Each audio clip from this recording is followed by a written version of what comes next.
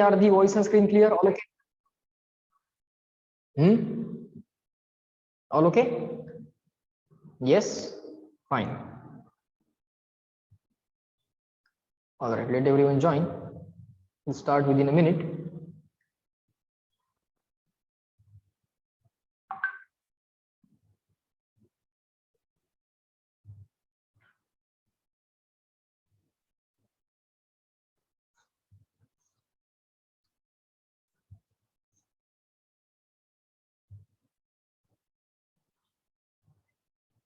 Fine.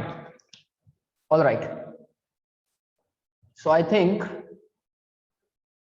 we have been solving examples, right?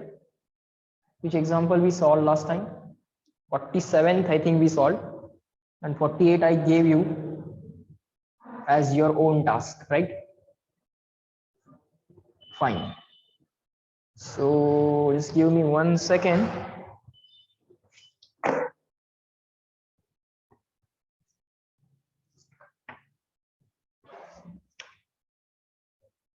Motion in the plane, right? Page number.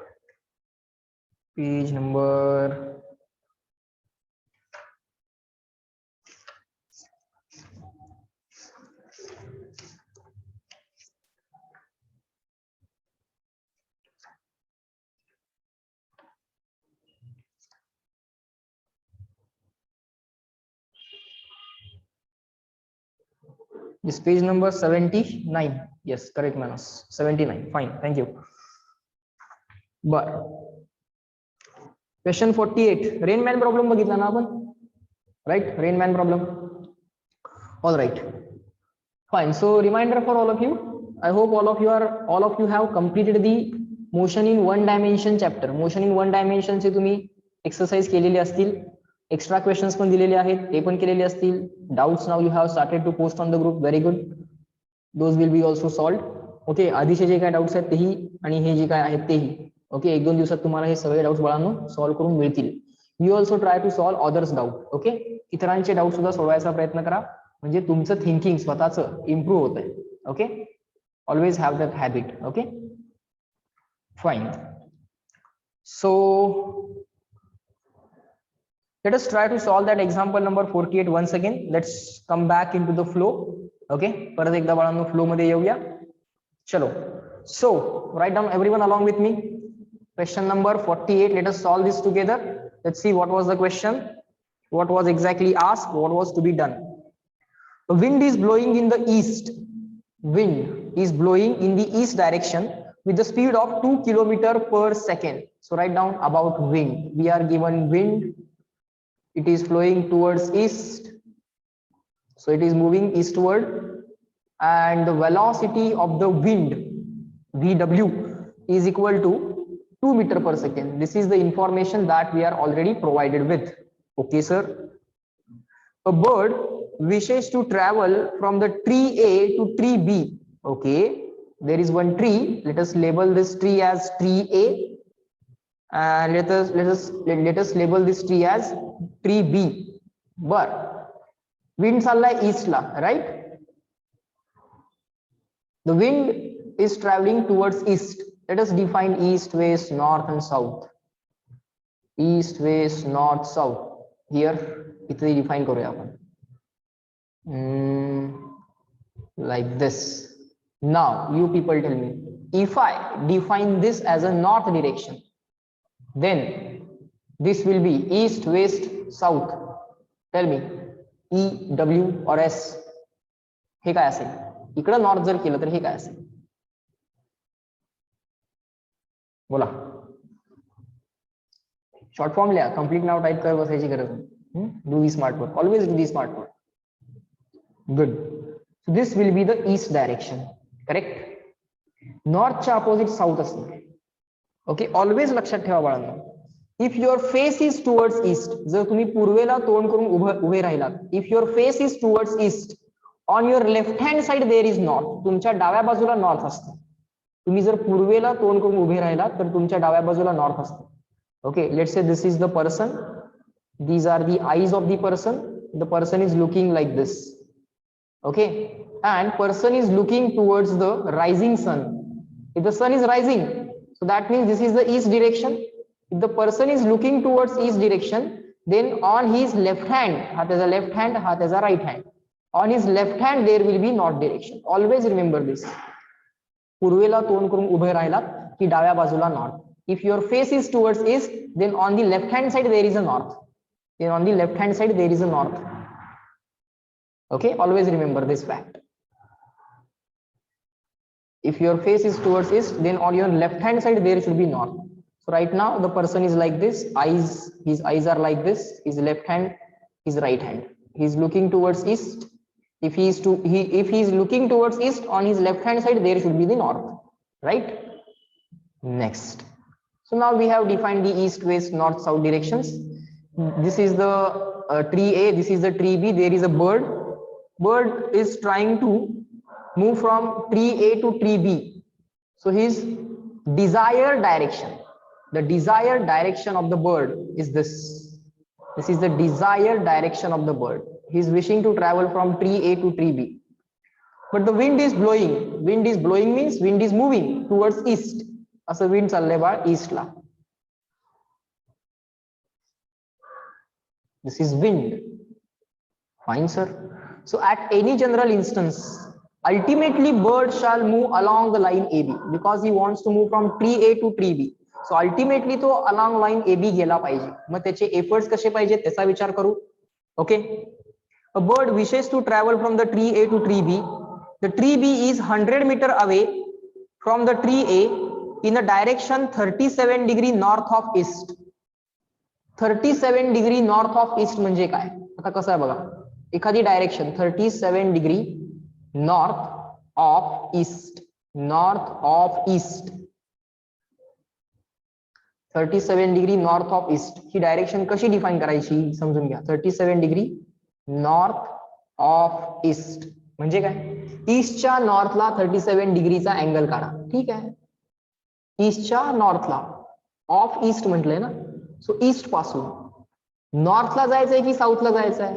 North. 37 degree north of what? Of east. 37 degree north of what? Of east.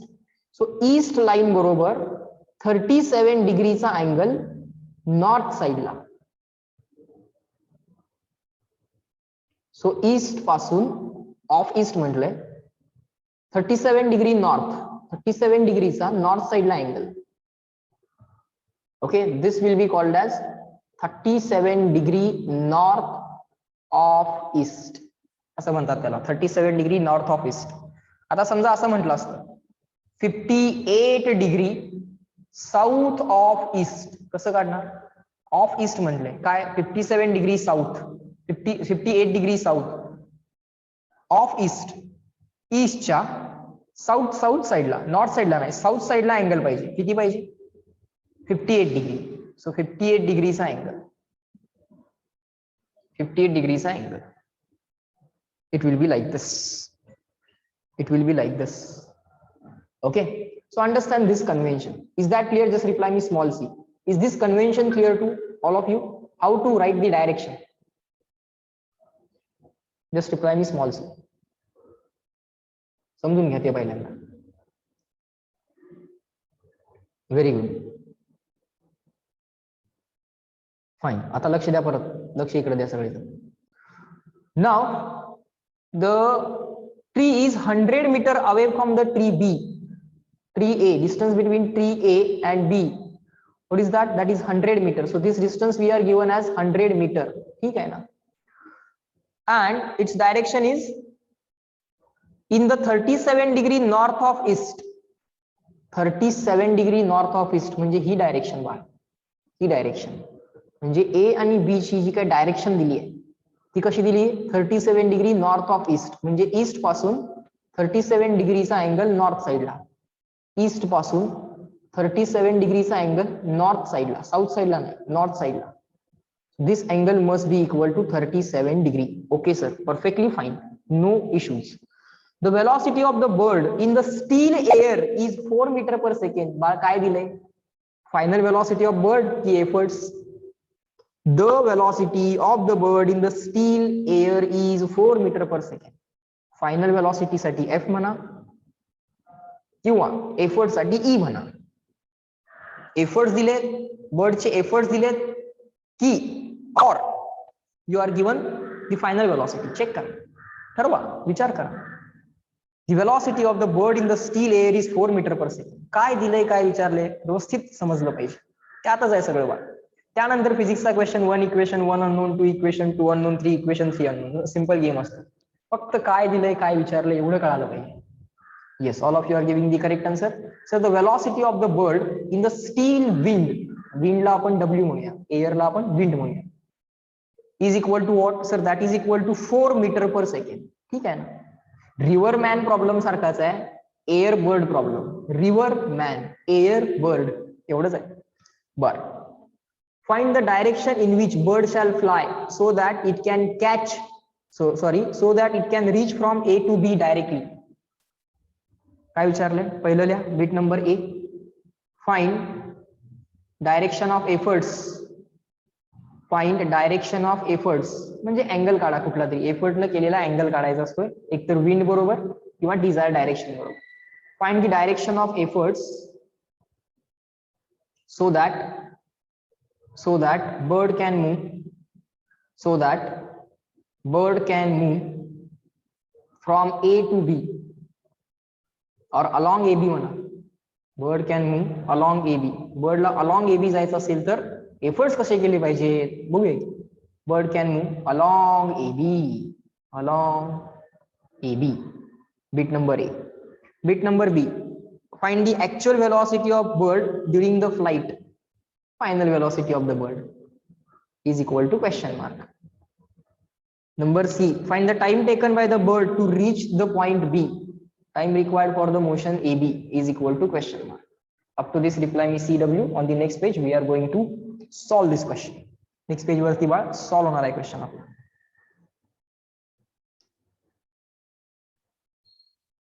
Just reply me CW. झालं की सांगा. रिव्हरमॅन सारखंच आहे, almost रिव्हरमॅन सारखंच आहे, फक्त bird आणि air आहे. Bird air problem. ठीक आहे ना. बर्ड एअर प्रॉब्लेम तर bird air problem. Very good. बर, आता बाळांनो आपण काय करूया, आयडिया परत रिव्हरमॅन प्रॉब्लेम सारखं करूया याला तयार. Let us model this into the river man problem. Wind is flowing towards east just like river is flowing towards east. Okay, हा झाला तुमचा विंड, स्पीड ऑफ विंड. इथं आहे तुमचा, just give me a second, screen is not responding. हा, this is the tree A, this is the tree B. बाळांनो तुमच्या लक्षात आलं का बघा, this is the problem of swimming in desired direction. Swimming in desired direction चा problem आहे का हा. The bird wants to directly go from tree A to tree B. हा बाळांनो स्विमिंग इन डिझायर डायरेक्शनचा प्रॉब्लेम आहे. ओके, सो आता मला सांगा, अल्टिमेटली जर मला अलॉंग AB जायचं असेल, अल्टिमेटली जर मला अलॉंग AB जायचं असेल तर बाळांनो ऍट एनी गिवन पॉइंट आपण काय करायचं, ऍट एनी गिवन पॉइंट आपण काय करूया, ही लिहूया आपण विंडची वेलॉसिटी. ओके, आता हा अँगल तर त्यांनी ऑलरेडी दिलाय आपल्याला 37 डिग्री. फायनल कंपोनंट्स विंडच्या वेलॉसिटीचे, I should have written W. Final components of wind velocity and the bird velocity, effort velocity, which are perpendicular to line AB. AB ला perpendicular velocity जी काय आहे ती कॅन्सल व्हायला पाहिजे. ओके, आणि AB ला पॅरलल जे काय एफर्ट्स आहेत आणि विंडची वेलॉसिटी आहे ते मात्र शिल्लक राहिले पाहिजे, तरच अल्टिमेटली तुम्ही A to B मूव्ह व्हा. सो ह्या VW चे दोन कंपोनंट्स बाळांनो लिहिता येतील. एक असा कंपोनंट असेल, तो कुठला असेल, कॉस की साइन, ऍडजेसंट कंपोनंट 37 ला ऍडजेसंट आहे. हा, कॉस की साइन C और S हा एक कंपोनंट असेल या VW चा. कॉस असेल ना, ऍडजेसंट कंपोनंट शिकवले, adjacent is cos, opposite is sine किंवा रिमेनिंग कंपोनंट इज साइन. तो हा जो कंपोनंट असेल तो बाळ कॉस कंपोनंट असेल VW चा कॉस 37 असणार. आता या VW चा बाळांनो एक sin 37 पण असणार.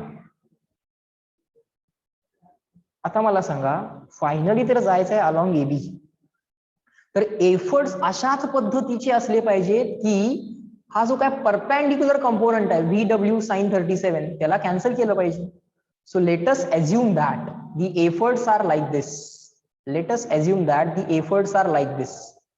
दिस is the velocity of the bird. आणि हा अँगल बाळांनो फॉर टाइम बिईंग किती घेऊया? अल्फा घेऊया. चालेल? हा अँगल फॉर टाइम बिईंग काय करूया? अल्फा घेऊया. आता एक कंपोनंट असणार आहे कुणाचा? वेलॉसिटी ऑफ बर्डचा. तो आता बाळांनो मला जागा नाही आहे तिथे लिहायला. तुम्ही डायग्राम मोठी मोठी काढली असेल, डायग्राम तुम्ही मोठ्या काढत चला. इथंच लिहितो तो कंपोनंट, इथं लिहितो असं. आणि त्या कंपोनंटचं नाव आहे वेलॉसिटी ऑफ बर्डचा कॉस अल्फा. वेलॉसिटी ऑफ बर्डचा कॉस अल्फा. मोठी डायग्राम काढूया का सगळी मिळून परत एकदा? मोठीच्या मोठी डायग्राम काढूया चला.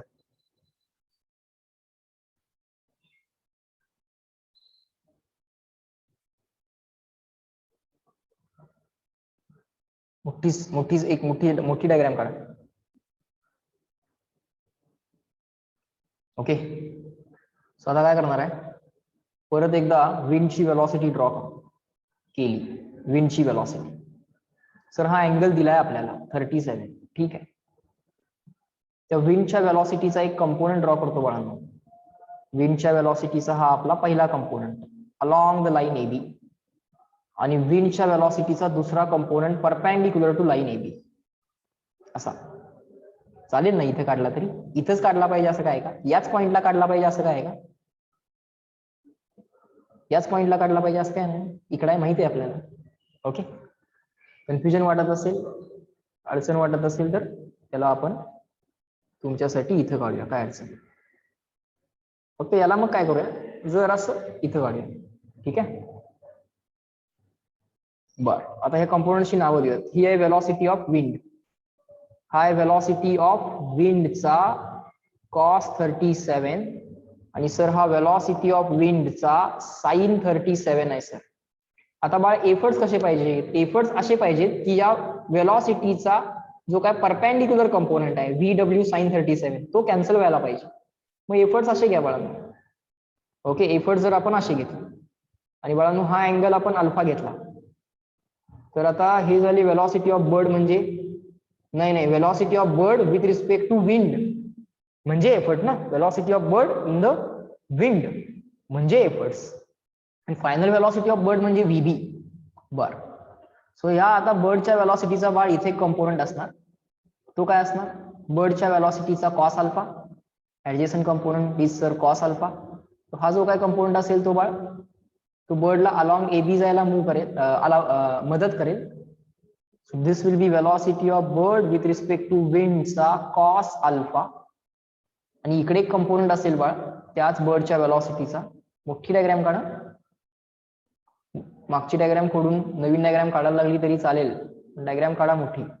आणि हा वेलॉसिटी ऑफ बर्डचा साइन अल्फा. आता हे वेलॉसिटी ऑफ बर्ड्स एफर्टचा साइन अल्फा आणि विंडचा sine 37. Effort into sine alpha is equal to wind into sine 37. या दोन वेलॉसिटीजनी एकमेकांना काय केलं पाहिजे? कॅन्सल केलं पाहिजे सर. आणि effectively bird A to B जो काय जाणार तो फायनल वेलॉसिटी या दोन वेलॉसिटीची ऍडिशन मिळून जाणार, बरोबर. सो लिहा पहिल्या बीटचं सोल्युशन. काय असला पाहिजे हा angle? What should be the direction of effort? एफर्टची डायरेक्शन काय असली पाहिजे? आपण सांगायचं ऍट अन अँगल अल्फा असली पाहिजे with the line AB. AB बरोबर अल्फा एवढ्या अँगलनी एफर्ट केले पाहिजे. तो अँगल अल्फा त्यांना आपण काढून दाखवूया. ओके, लिहा to go along AB, to go along AB. हा VB sin अल्फा आणि VW sin 37 should cancel each other. लिहा VBW sin alpha and VW sin 37 shall cancel each other. Shall cancel each other. ह्या दोघांनी एकमेकांना काय केलं पाहिजे? Cancel केलं पाहिजे सर. ठीक आहे बाळ, करा त्यांना cancel. VBW sin alpha is equal to VW sin 37. बर, टाका व्हॅल्यूज टाका. VBW velocity of bird with respect to wind, velocity of bird with respect to wind 4 आहे आणि व्हेलॉसिटी ऑफ विंड 2 आहे. लिहा तिथं व्हॅल्यूज. 4 sine alpha 2 sign 37. आता बघूया आपल्याला अल्फा पाहिजे ना बरं. कोण काढते अल्फा बघूया पटकन. करा करा करा. 4 ऑफ हा 2 डिवाइड बाय 4, 2 डिवाइड बाय 4 1/2 होणार. साइन 37 ची व्हॅल्यू पाहिजे बाळ. कोण सांगेल साइन 37 ची व्हॅल्यू? बघूया. शिकवला तर होता मी साइन 37 तुम्हाला. साइन कॉस 37, साइन कॉस 53 सगळं शिकवलंय. बघूया पुन्हा कुणाला आठवतंय का विसरलं.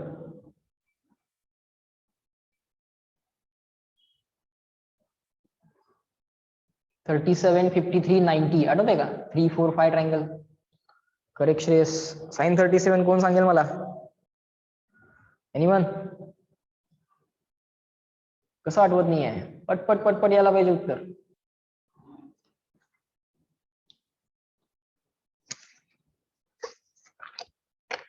हम्म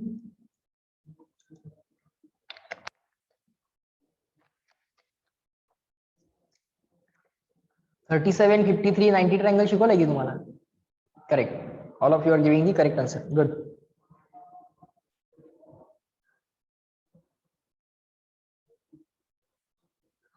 फाइन.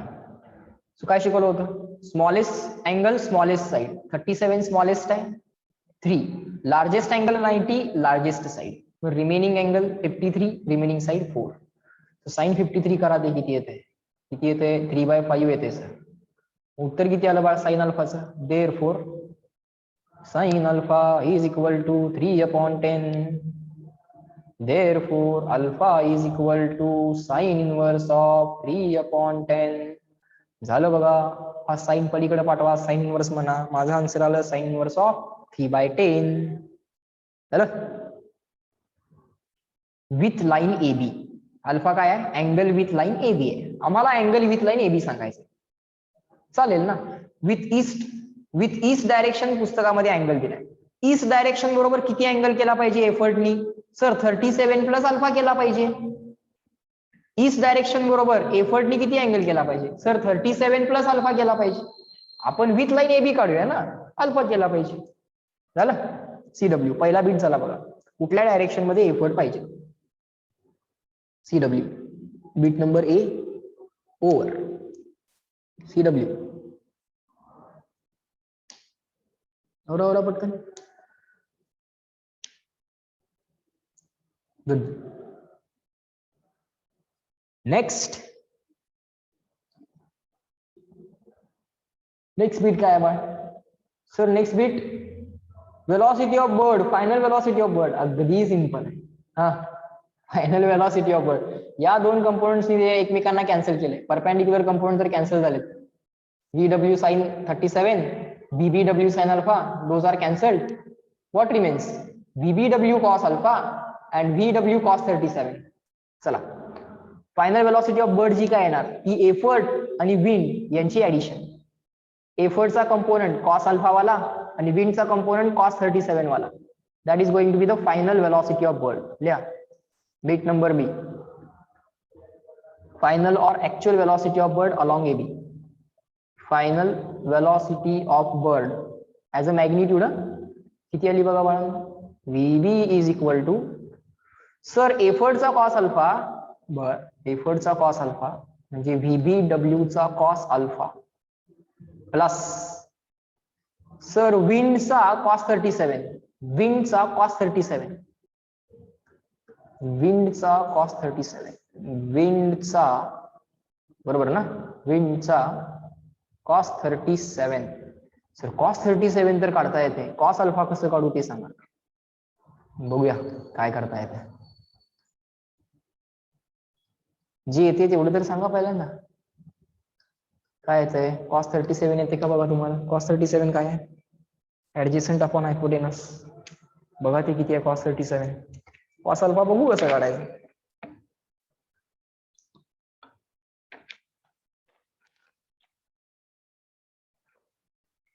बोला बोला बोला.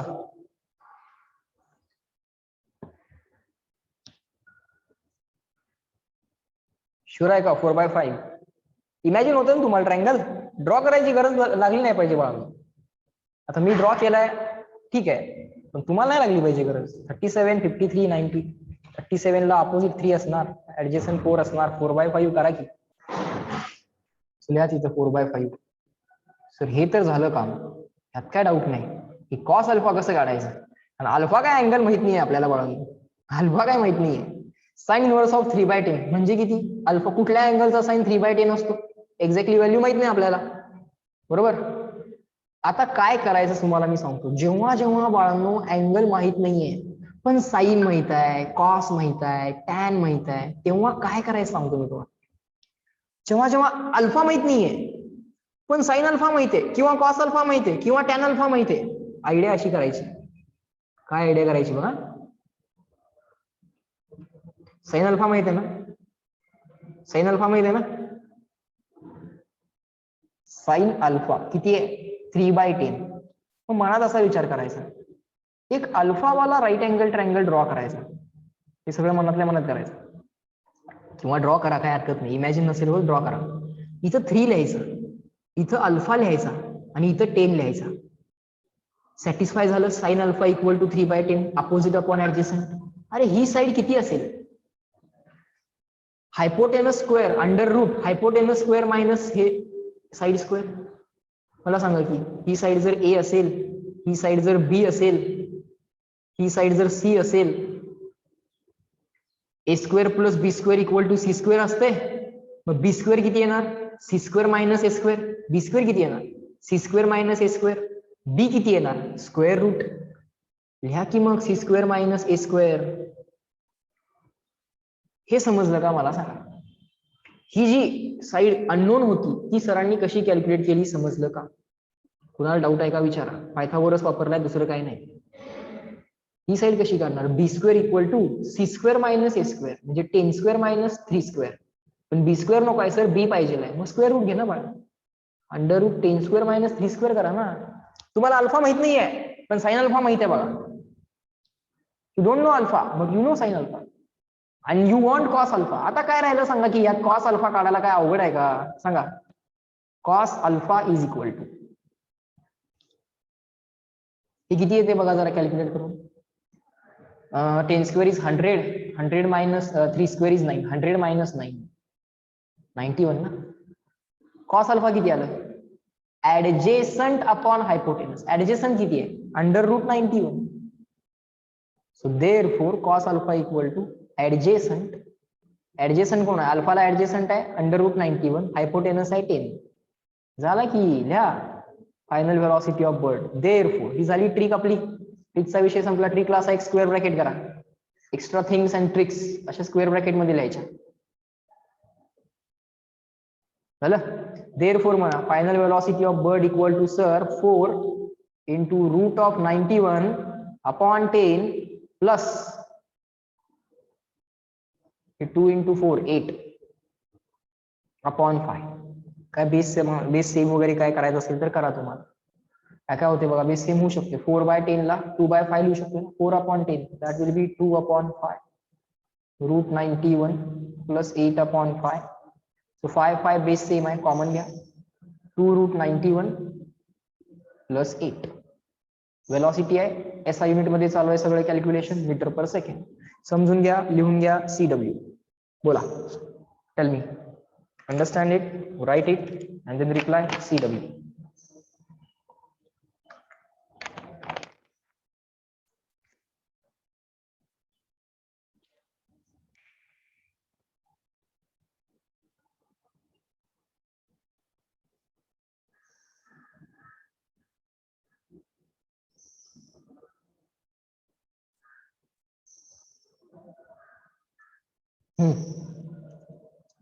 Good, very good. बर, सेकंड बीट पण झाला. Final velocity of bird root 91 बघू. आपल्याला काय एक्झॅक्ट व्हॅल्यू काढायची गरज नाही रूट 91 ची. अप्रॉक्सिमेट सांगता येईल. पण ऑप्शन मध्ये काय असं विचारलेलं नसते जनरली. ऑप्शन बघून फर्दर कॅल्क्युलेशन करायचं की नाही ते ठरवायचं. नेक्स्ट बीट नंबर सी काय बघा. Bit number C time required for motion A B, simple सांगू, time required for motion A B कसं काढणार, distance A B upon speed A B, A B च्या अलॉंगचं डिस्टन्स आणि ए बी च्या अलॉंगचा स्पीड. अरे बाळ, ए बी च्या अलॉंगचा स्पीड म्हणजे फायनल व्हेलॉसिटी ऑफ बर्ड, बोला यस नो. ए बी च्या अलॉंगचा स्पीड म्हणजे फायनल व्हेलॉसिटी ऑफ बर्ड, बोला यस नो. ए बी च्या अलॉंगचा स्पीड म्हणजे final velocity of bird, VB. संपला की विषय. Time required for the motion A B, बर्डला किती वेळ लागेल tree A to tree B जायला, one tree to other tree. लिहा इथं bit number C. Time required for motion A B is distance A B upon speed along A B. Distance A B दिलंय 100 meter. Calculation करताना unit लिहायची गरज नाही, divided by speed A B म्हणजे बर्डचा speed. ह्या ते सगळं ऍज इट इज. बर्डचा स्पीड किती आहे बघा, बर्डचा speed 2√91 plus 8 upon 5. 2√91 plus 8 upon 5. That's the final speed of bird along line A B. Line A B च्या अलॉंग जो स्पीड आहे असा आहे बघा, 2√91 प्लस 8 अपॉन 5 बार. हे काय होईल बघा, हे 5 वरती जाईल. This 5 will go into the numerator. This 5 will go in the numerator. 5 into 100 500. ते 500 अपॉन 2 सगळं कॅल्क्युलेशन एका स्टेप मध्ये करा. 5 गेलं वरती, 500 झालं, 500 अपॉन 2 250 झालं. सो मी इथं डायरेक्टली असं लिहिणार आहे बघा. चालतंय का? मी काय काय केलं कळालं का? इथनं 2 आणि इथनं 2 कॉमन काढला, इथनं 2 आणि 2 कॉमन काढला आणि हा 5 वरती गेला. काय केलं ऍक्च्युअली इन बिटवीन मी असं केलंय, समजून घ्या ते. असं 2 कॉमन काढला आणि आता हा 5 वरती गेला. मग काय झालं ते 500 upon 2 in the root of 91 plus 4 असं केलं आणि मग त्याला finally 250 upon root of 91 plus 4 CW. Time आहे सेकंड मध्ये लिहा. झालं की सांगा, पुढे जाऊ.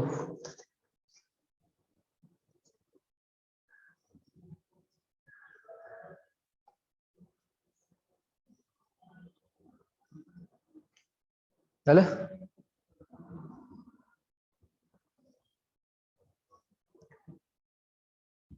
Good, fine. So now we are back in the flow once again. आता पुढच्या पॉईंट कडे बाळांनो जाणार आहोत आपण. वेलॉसिटी ऑफ अप्रोच किंवा सेपरेशन वाला तो पॉईंट होता. बघूया तो काय होता वेलॉसिटी ऑफ सेपरेशन और अप्रोच वाला पॉईंट. कसे कसे त्या क्वेश्चन्सना टॅकल करायचं आहे. आता कसं आहे, मधले काही पॉईंट्स आपल्याला स्किप करावे लागतील कारण प्रोजेक्टाइल मोशन शिकवल्यानंतर तुम्हाला मी relation between the two relative motion between two projectiles हा वाला जो काय पॉईंट आहे पेज 79 वरचा, पेज 80 वरचा आणि पेज 81 वरचे काही क्वेश्चन्स, हे सगळे आपल्याला प्रोजेक्टाइल मोशन शिकल्यानंतर करता येतील. मग आपण येतो डायरेक्टली पेज नंबर 82 वरती आणि तिथले एक्झाम्पल्स आपण सॉल्व्ह करणार आहोत. Okay, so write down along with me. Velocity of approach and separation in 2 dimensions. Write down. Velocity of separation केला होता आपण हा लास्ट टाइम पॉइंट. आता त्याच्यावरचे एक्झाम्पल्स करणार आहे. Velocity of separation or approach between two projectiles. Between two projectiles. Velocity of separation or approach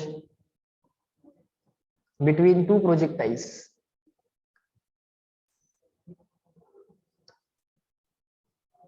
Okay, sorry, not projectiles, I made a mistake. In 2 dimensions असं लिहायचं. Velocity of separation or approach in 2 dimensions. Effective motion will be 2-dimensional motion. सगळी motion along single line चालू नाहीये. Fine.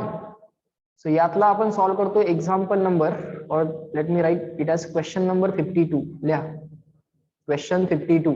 Late me read the question. and let us extract the data of this question together. Okay, एकत्र मिळून या क्वेश्चनचा data extract करूया. A particle A is at rest. एक particle आहे इथं A आणि तो रेस्टला आहे बाळा. सो इथं लिहूया आपण velocity of particle A is equal to 0. तो रेस्टला आहे. The particle B is moving with the constant velocity V as shown in the diagram at time t equal to 0. बर, t equal to 0 ला एक diagram दाखवली आहे.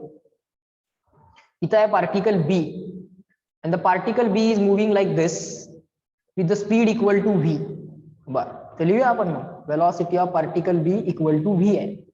बर, at time t equal to 0 ला असं पिक्चर आहे, अशी एक डायग्राम दाखवलेली आहे. Find their velocity of separation. या दोघांना जोडणारी एक लाईन ड्रॉ करा पहिल्यांदा. Draw a line joining them. या दोघांना जोडणारी लाईन ड्रॉ करा. हा अँगल त्यांनी दिलाय. This angle is already given in the diagram. Question मध्ये दिलाय, विचारलंय काय? Find their velocity of separation. ठीक आहे, their velocity of separation, instantaneous velocity of separation तुम्हाला कॅल्क्युलेट करायची आहे. That's the question. बर, सोल्युशन काय शिकवलं होतं? वेलॉसिटी ऑफ सेपरेशन किंवा अप्रोच जर बाळांनो काढायचं असेल तर सोल्युशन सिंपल आहे.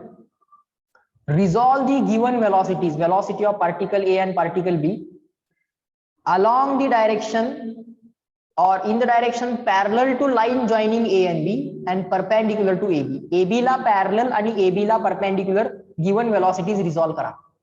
ठीक आहे, पार्टिकल ए तर रेस्टला आहे. पार्टिकल ए च्या वेलॉसिटीचा हा कंपोनंट आणि पार्टिकल ए च्या वेलॉसिटीचा हा कंपोनंट हे दोन्ही बाळांनो 0 0 असतील, कारण पार्टिकल ए रेस्टला आहे. त्यामुळे याचा अलॉंग द लाईन AB आणि perpendicular to line AB component 0 0 येणार.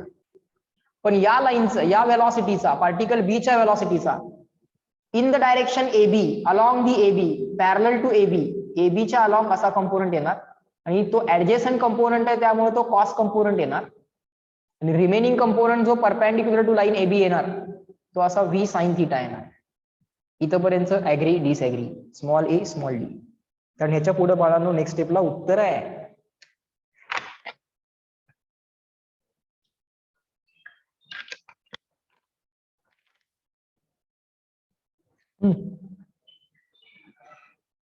ऍग्री डिसऍग्री समजून घेत चला त्यावेळी सगळं.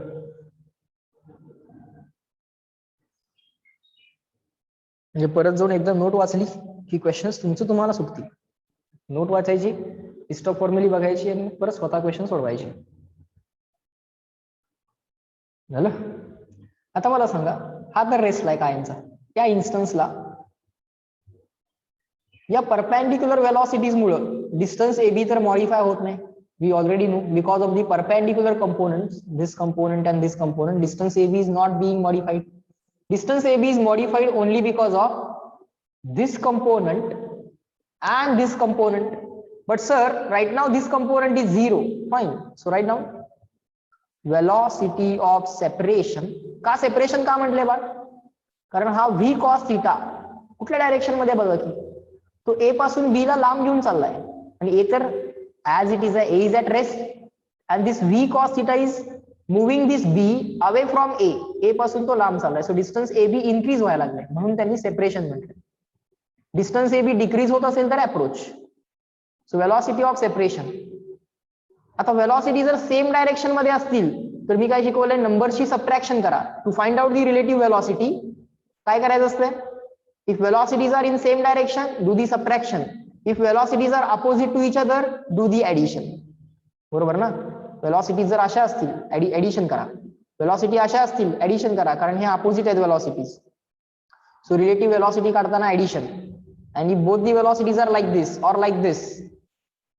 जे वेलॉसिटी जर सेम डायरेक्शन मध्ये असतील, सेम डायरेक्शन, तर त्या केसमध्ये काय करायचे बघ, to find out the relative velocity you have to do the subtraction. You have to do the subtraction sir. Okay, हे लक्षात ठेवा. सो आता काय केले आपण case, this velocity V cos theta and this velocity 0 both are in the same direction.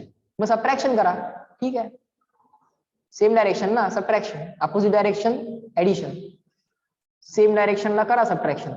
आता एक number 0 आहे आणि एक नंबर आहे व्ही कॉस थिटा, म्हणजे मोठा नंबर व्ही कॉस थिटा आहे. Okay, larger number minus smaller number, always लक्षात ठेवा. सो लिहा तिथं V cos theta minus 0. So that's your answer CW. This is the velocity of separation at time equal to 0. T 0 असताना जी काय diagram होती, according to that diagram this is the velocity of separation at T equal to 0. बोला. That is V cos theta. माझं answer आलं CW. त्यांचंही तेच आलंय. झालं की सांगा, समजून घ्या, डाऊट असेल विचारा, समजून घेत चला प्रत्येक गोष्ट. तर motion in one dimension solving चालू आहे ना, तर झालं complete. Module questions, extra questions आणि जे काय डाऊट्स आहेत ते ग्रुप्स वरती येऊ देत. पण तुमचं सॉल्विंग झालेलं असलं पाहिजे, तुम्ही तुमचं काम करा कम्प्लीट. चालू आहे का मोशन इन 1D? संपलं असलं पाहिजे आता. सुट्टीमध्ये काहीच केलं नाही का अभ्यास? नील म्हणतोय अजून सॉल्विंग चालूच आहे. काय केलंस इतके दिवस?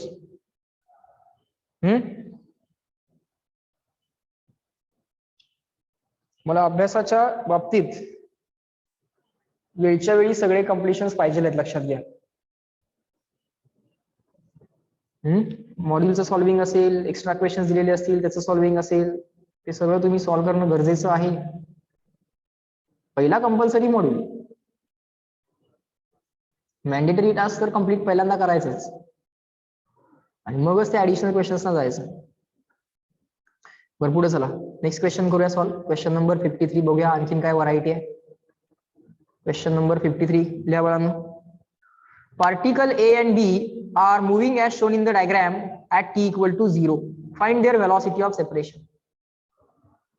सरळ सरळ क्वेश्चन असा आहे बाळ, फाइंड वेलॉसिटी ऑफ सेपरेशन, आणि बाकी सगळी इन्फॉर्मेशन डायग्राम मध्ये दिली. Find velocity of separation, write down. Find velocity of separation. Diagram अशी आहे. The diagram that they have given is something like this. Let me draw it. Something like this and this. Fine. Here we have the particle A having the speed. The particle A चा speed किती दिलाय? 4 meter per second. बर. And here somewhere we have the particle B. बघा काय गंमत आहे बघा. And its speed is equal to 3 meter per second. But this distance we are given as 3 meter and this distance we are given as 4 meter. Instantaneous diagram अशी आहे. At given time instance this was the situation. Find velocity of separation. बघूया काय करता येईल. चला, question एवढाच आहे. विचारले velocity of separation, काय करावं लागेल बघूया. My method is very simple. What I say is draw the line, instantaneous line joining A and B. A आणि B ला जोडणारी त्या मोमेंटला जी लाईन आहे ना, ती लाईन ड्रॉ करा. And then resolve the velocities of particle A and B along line AB and perpendicular to line AB. Along line AB आणि perpendicular line AB, perpendicular to line AB. काय करायचं आहे? त्या वेलॉसिटीचे component बाळांवर resolve करायचे आहेत. ठीक आहे, करूया. या 4 मीटर पर सेकंडचा एक कंपोनेंट बाळ असा येणार अलॉंग लाईन AB. समजतंय का बघा? एक कंपोनेंट असा येणार, दुसरा कंपोनेंट असा येणार. ऍग्री डिसऍग्री सांगा मला. आता हा परपेंडिक्युलर वाला कंपोनेंट नाही ड्रॉ केला तरी चालतोय, कारण त्याचा काय यूज नाही आहे आपल्याला. एक कंपोनेंट असा येणार, एक कंपोनेंट असा येणार. असा या 4 मीटर पर सेकंड. आता मी हे जरा पुसतो याला, तुम्ही डायग्राम मोठ्या मोठ्या काढत चला, म्हणजे तुम्हाला ह्या सगळ्या गोष्टी न पुसता एकाच ठिकाणी करता येतील. आणि या 3 मीटर पर सेकंडचा बाळ इथे एक कंपोनेंट येणार असा परपेंडिक्युलर टू लाईन AB ला, आणि असा in the direction of line AB पण एक कंपोनेंट येणार या 3 metre per second. So let me rub this 3 metre per second from here and let me write it here. बरोबर. काय डायग्राम पुसून परत काढावी लागली तर परत काढत चला. बर, आता बाळांनो या अँगलला म्हणूया अल्फा आणि या अँगलला म्हणूया बीटा, आणि ते अल्फा बीटा काढावे लागणार. Cos alpha cos beta, sine alpha sign beta ते काढावं लागणार आपल्याला. बर, हा 3 आहे, हा अल्फा आहे. लाईन ए बी बरोबर या 3 या वेलॉसिटीने केलेला अँगल किती आहे? अल्फा. सो हा कंपोनंट काय असणार sir? Adjacent component cos component. Adjacent cos असतो, सो 3 कॉस अल्फा आला. रिमेनिंग कंपोनंट किंवा परपेंडिक्युलर किंवा अपोजिट कंपोनंट किती आला? 3 साइन अल्फा आला. आणि या 4 मीटर पर सेकंडचा हा बीटा वाला कंपोनंट तो किती येणार? ऍडजस्टंट कंपोनंट किती येणार? 4 कॉस बीटा.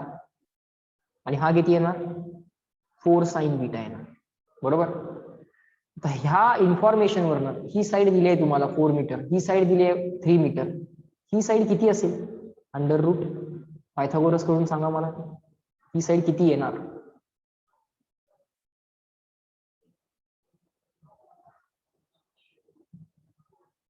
पायथागोरस आहे ना ते, हे परपेंडिक्युलर आहेच की. तेवढं समजून घ्यायचं आपण की हे परपेंडिक्युलर आहे. डायग्राम मध्ये नाही दाखवलं पण आहे ना, हा एक्स ऍक्सिस आहे, हा वाय ऍक्सिस आहे. Correct. So under root 3 square plus 4 square, 3 square आला 9, 4 स्क्वेअर आला 16, 9 प्लस 16 25, अंडर रूट 25 म्हणजे ही साइड आली सर वाय. बरोबर. आता हा अँगल बीटा असेल तर बघा अपोजिट अँगल्स ना, एक्स अँगल्स ऑलवेज काय असतात? इक्वल असतात. एक्स अँगल्स ऑलवेज काय असतात? इक्वल. सो हा एक्स दिसला का? English letter X. सो हा बीटा आहे तर बाळा हा पण बीटा येणार. आणि परत X angles are equal, so हा अल्फा असेल तर हा पण अल्फा असेल बा. बर, आय थिंक उत्तर आलेलं आहे तुम्हाला. कॅल्क्युलेट करा आणि सांगा मला सोल्युशन. इकडेच लिहूया. Velocity of separation. का बरं सेपरेशन आहे? बिकॉज त्यांच्यामधलं डिस्टन्स इन्क्रीज होत असणार आहे. या 4 साइन बीटाचा काय संबंध नाही, 3 साइन अल्फाचा पण काय संबंध नाही, त्यामुळे डिस्टन्स ए बी मॉडिफाय होत नाही. बीटा आणि बी सेपरेट सेपरेट दिसला पाहिजे. हा बी आहे आणि हा बीटा आहे. This is beta and this is B. They shall look different. The velocity of separation. Perpendicular component बघायचाच नाही, अलॉंग लाईन ए बी बघायचं. आता हा 4 कॉस बीटा आणि हा 3 कॉस अल्फा, हा इकडे आहे 4 कॉस बीटा आणि हा इकडे आहे 3 कॉस अल्फा.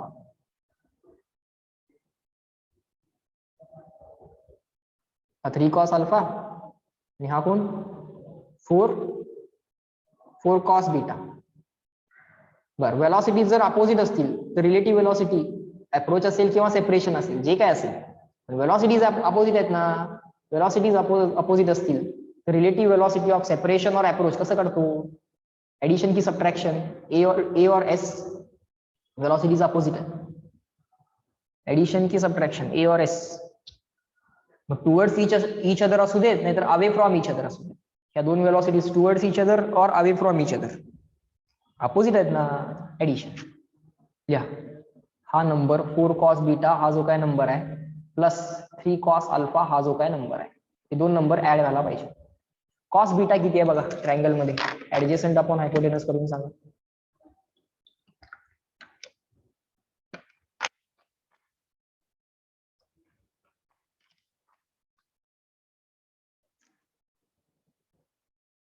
हम्म 3/5 लिहायचं 3/5. कॉस अल्फा किती आहे बघा? Adjacent upon hypotenuse 4/5. Write down 4/5 काय येते? 4 into 3 12/5, 3 into 4 12/5, 24/5. डिवाइड करा आणि सांगा. 2 ला भाग गेला नाही 0, 5 चोक 20, 0 4 लिहायची काही गरज नाही, 4 पण लिहू शकता डायरेक्टली, काहीच अडचण नाही. 5 into 4 is 20, रिमेन्स 4 रिमेन्स. 4 ला भाग जात नाही म्हणून डॉट आला. 40 4 5 48, 5 into 8 is 40, 4.8. Of course, answer will be meter per second. That will be the velocity of separation, CW. CW. आपला आन्सर आलाय 4.8 मीटर पर सेकंड. बोला.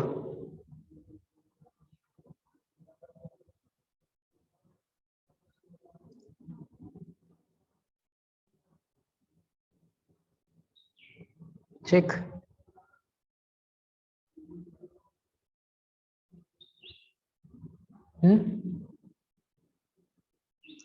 So this was at t equal to 1 second. Find velocity of separation. त्यातला bit number 1 जो होता at, तो आता इथे लिहून घ्या क्वेश्चन मध्ये. At t equal to 0 second, sorry t equal to 0 second. आणि बिट नंबर बी आहे तीच वेलॉसिटी ऑफ सेपरेशन काढायची आहे at t equal to 1 second. बर, याला बिट नंबर ए म्हणा. At t equal to 0. t equal to 0 ला बाळ ही सिच्युएशन असणार. t equal to 0 ला बाळ ही सिच्युएशन होती. ओके. आता t equal to 1 ला सिच्युएशन आयडेंटिफाय करावी लागणार. Now we have to think what will happen at t equal to 1 second. Bit number A तर झाला, t equal to 0 ला तर काढता आलं की सर, सिंपल होतं. ए आणि बी च्या लोकेशन्स माहित होत्या. आता बाळ t equal to 1 सेकंड ला ए आणि बी च्या लोकेशन्स काढा. Then draw the line joining A and B. बर, चला ही डायग्राम कॉपी करूया. Let us copy this diagram once again.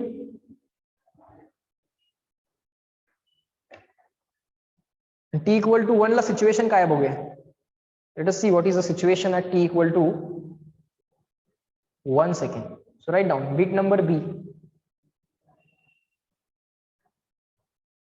सगळी डायग्राम ड्रॉ करू नका, मी यातलं काही परत एकदा रब करणार आहे. लिहा फक्त इथं at t equal to 1 second. Time 1 second झालेला असताना पार्टिकल ए पण पुढे मूव्ह होणार, पार्टिकल बी सुद्धा पुढे मूव्ह होणार. Particle A will move ahead, particle B will also move ahead. Right. A आणि बी पण पुढे पुढे गेलेले असणार आहेत. सो काय झालेलं असेल बघूया. t equal to 0 ची सिच्युएशन जी होती ती इथे एकदा परत काढूया. This distance has been given as 3 meter and this distance has been given as 4 meter. बर, इथं होता t equal to 0 ला पॉइंट ए इथं होता. कधी? at t equal to 0. तो चाललाय 3 metre per second. Velocity of A किती आहे? 4 मीटर पर सेकंड. बर, 4 metre per second. Velocity of A किती आहे? 4 metre per second. 4 metre per second. इथं बी आहे, बी पुढे चाललाय किती वेलॉसिटीनं? 3 मीटर पर सेकंड. बर, आता मला सांगा आफ्टर 1 सेकंड स्पीड आहे 4 मीटर पर सेकंड. किती डिस्टन्स ट्रॅव्हल होणार in 1 second? How much distance will be travelled if the speed is 4 metre per second? Orally करता येते, उगाच फॉर्म्युला वापरत बसू नका. Speed equal to distance upon time, distance equal to speed into time. Distance किती होणार? Speed किती आहे? 4. टाइम किती आहे? 1 second. So 4 metre distance travel होणार. बर, इथनं 4 मीटर डिस्टन्स ट्रॅव्हल झालं. ऑलरेडी 3 मीटर, त्यात पुढे 4 मीटर डिस्टन्स ट्रॅव्हल झालं. त्यात पुढे किती डिस्टन्स ट्रॅव्हल झालं? 4 मीटर डिस्टन्स ट्रॅव्हल झालं. बर बर, हा 3 मीटर पर सेकंड पुढे चाललाय. सो डिस्टन्स किती ट्रॅव्हल होणार in 1 second? t equal to 0 ला तो इथं होता, particle B. At t equal to 0 इथं होता. Particle A at t equal to 0 इथं होता. At t equal to 1 second particle A इथं असणार आहे. ही पार्टिकल ए ची वेलॉसिटी ऍज इट इज ती आहेच, पण तो आता इथं आहे. पार्टिकल ए ची वेलॉसिटी किती आहे? 4 मीटर पर सेकंड, ती आहेच. t इक्वल टू 0 सेकंडला पार्टिकल बी इथं आहे. After 1 second it will cover 3 metre distance. कसं काय? Distance equal to speed, speed आहे 3 into time, speed into time किती आलं? 3 मीटर. ऑलरेडी इथं आहे, इथनं पुढे 3 मीटर. टोटल किती झालं? 4 मीटर प्लस 3 मीटर 7 मीटर झालं. ठीक आहे. इथं आला पार्टिकल बी. स्पीड काय आहे त्या मोमेंटला त्याचा? अजून पण तेवढाच आहे, 3 मीटर पर सेकंड. स्पीड आहे 3 मीटर पर सेकंड. बर. सो फायनल सिच्युएशन ही असणार बाळ. केव्हा? ऍट टी इक्वल टू 1 सेकंडची सिच्युएशन ही असणार. At T equal to 1 second situation तर ही झाली. आता त्या सिच्युएशनला परत एकदा ड्रॉ करतो इथं. स्मॉल डायग्राम ड्रॉ करतो छोटीशी. Final situation at T equal to 1 सेकंडची सिच्युएशन समजून घ्या, नीट समजून घ्या. ठीक आहे, रफ कॅल्क्युलेशन आहे, नाही लिहिलं तरी चालेल. At T equal to 1 second particle A इथं पोहोचलाय. स्पीड किती आहे त्याचा? पार्टिकल एचा 4 metre per second. Particle B इथं पोहोचलाय. स्पीड किती आहे त्याचा? 3 metre per second. Total distance हे किती आहे? 3 + 4 म्हणजे 7. टोटल डिस्टन्स किती आहे? ए टू बी डिस्टन्स 4 + 3 7. अरे साइड्स इक्वल असतील तर ट्रायंगलचे अँगल पण इक्वल येणार बघा. आता ट्रायंगल तयार करा. ए आणि बी ला जोडणारी लाईन ड्रॉ करा. ड्रॉ लाईन जॉईनिंग ए आणि बी. केलं? एक्सटेंड लाईन ए आणि बी. लाईन ए बी काय करा? एक्सटेंड करा. इकडे एक्सटेंड करावी लागेल सर, इकडे पण एक्सटेंड करावी लागेल. या 3 ला रिझॉल्व्ह करावं लागेल. बर. मग हा अँगल काय घेऊया बाळ? अल्फा घेऊया. हा अँगल काय घेऊया? बीटा घेऊया. हा बीटा असेल तर बाळ हा पण अँगल बीटा असेल मगासारखं सगळं. हा अल्फा असेल तर बाळ हा पण अल्फा असेल. पण सर साइड्स इक्वल आहेत 7 7. अल्फा बीटा पण इक्वल पाहिजेत पण त्यात हा नाही की. कोण सांगेल अल्फा आणि बीटाच्या व्हॅल्यूज किती येतील? अँगल किती येणार? विचार करून सांगा मला. ही साईड कॅल्क्युलेट करत बसायची गरज नाहीये, कारण अँगल तुम्हाला सांगता येऊ शकतोय. विचार करा जरा आणि सांगा.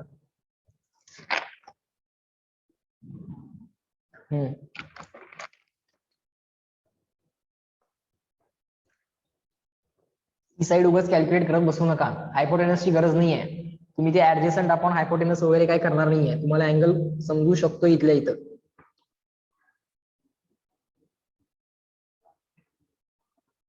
करेक्ट सर, हे 45 असणार आहे आणि हा पण सर 45 असणार आहे. हे दोघंही 45 45 आहेत. 45 45 90 7 7. ओरली सांगा 7 7 ही साईड किती येणार? मग शिकवलं होतं तुम्हाला. साईड इक्वल साईड असतील तर पटकन हायपोटेनस सांगता येतो. 7 7 7√2 आठवलं का? 7 7 7√2 इमिजिएटली सांगतो. साईड्स इक्वल असतील करून बघा. √7² + 7² येणार ना. √7² + 7². अरे 7² + 7² म्हणजे काय? 2 × 7². 2 स्क्वेअर रूट मध्ये ऍज इट इज. 7² चं स्क्वेअर रूट 7. सिक्वेन्स असं लोकांना चालत नाही ना. √2 × 7 कोण लिहित नाही. लोक कसं लिहिणार मग? 7√2 लिहिणार. ओरली लिहा ना. This is true for any number. If it is true for 7, it will be true for a also. Any general number a. a√2 असं पटकन लिहिता आलं पाहिजे. बर पुढं समजून घ्या. सगळ्या कॅल्क्युलेशनच्या ट्रिक्स जे काय सर शिकवतात ते सगळ्या व्यवस्थित समजून घ्या. करा ह्या 4 मीटरला रिझॉल्व्ह करा. एक कंपोनंट इकडे येणार बाळ 4 मीटरचा. ऍडजेसंट कंपोनंट काय असेल तो कॉस 4 कॉस बीटा आला. एक कंपोनंट इकडे येणार तो काय येणार 4 साइन बीटा. या 3 चा इकडे एक कंपोनंट येणार बरोबर ना. आता वेक्टर रिझॉल्व्ह करता येतोय सगळ्यांना? चालेल ना. वेक्टर रिझॉल्व्ह करता येतोय ना. ऍट अन अँगल अल्फाला रिझॉल्व्ह केलं. Adjacent component cos 3 cos alpha 3 sine alpha. बरं हे परपॅन्डिक्युलर कंपोनंट आहेत. यांचा काही विचार करू नका. 4 साइन बीटा आणि 3 sine alpha. Forget about this. 4 sign beta and 3 sine alpha. Forget about that. आता ए इथं आहे, बी इथं आहे. ए इथं आहे, हा बी नाही आहे, हा बीटा आहे. हा बीटा आहे.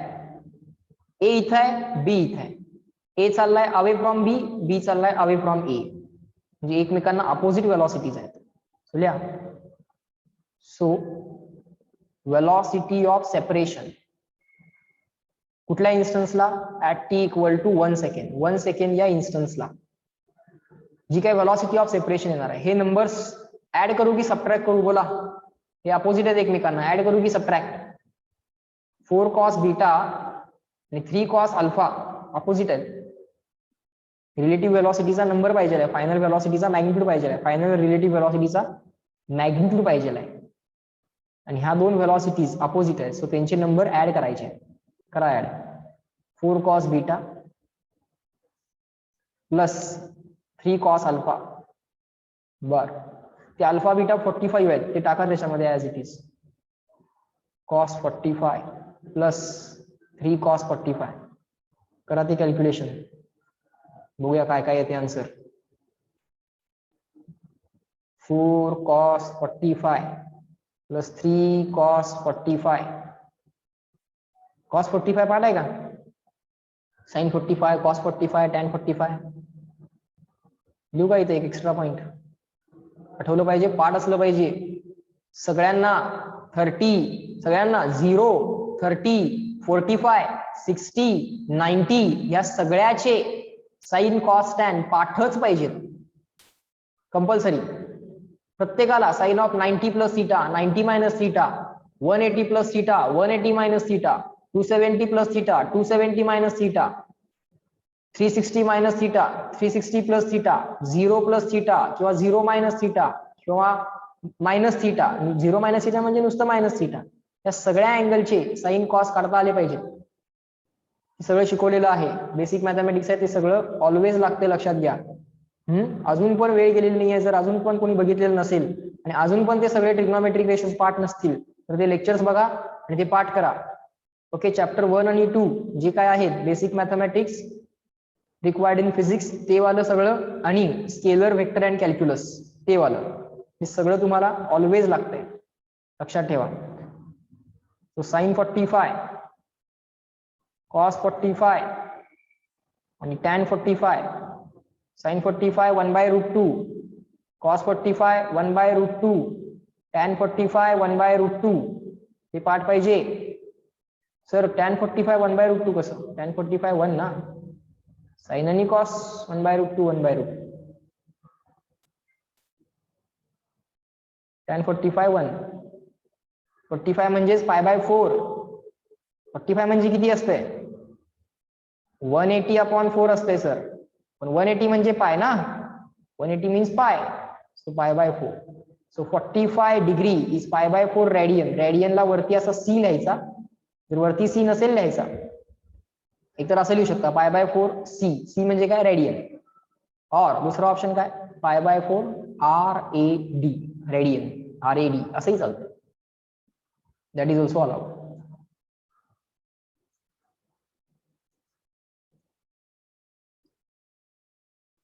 cos 45 1/√2 plus cos 45 1/√2. Sir √2 base same आहे. 4 into 1 4, 3 into 1 3. So 4 plus 3/√2, that will be 7/√2. CW answer आलाय आपलं.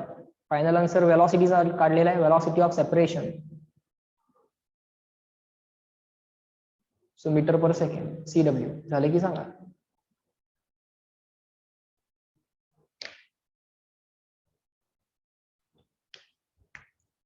बघा ते समजले का?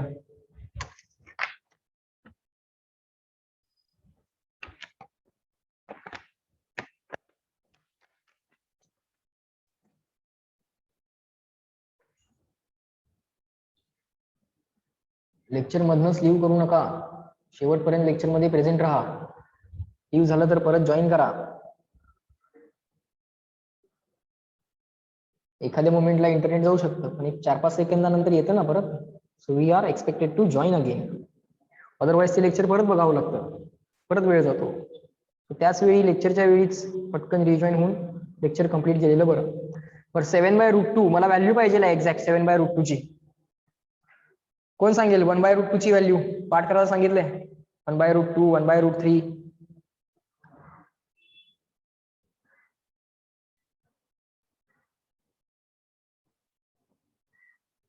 √2 ची व्हॅल्यू नाही विचारली श्रेयस, 1/√2 ची व्हॅल्यू विचारली. √2 कोणीही सांगतंय. 1.414. Everyone knows this. √3, everyone knows this. Value of pi, everyone knows. Value of pi square, everyone knows. Approximately 10.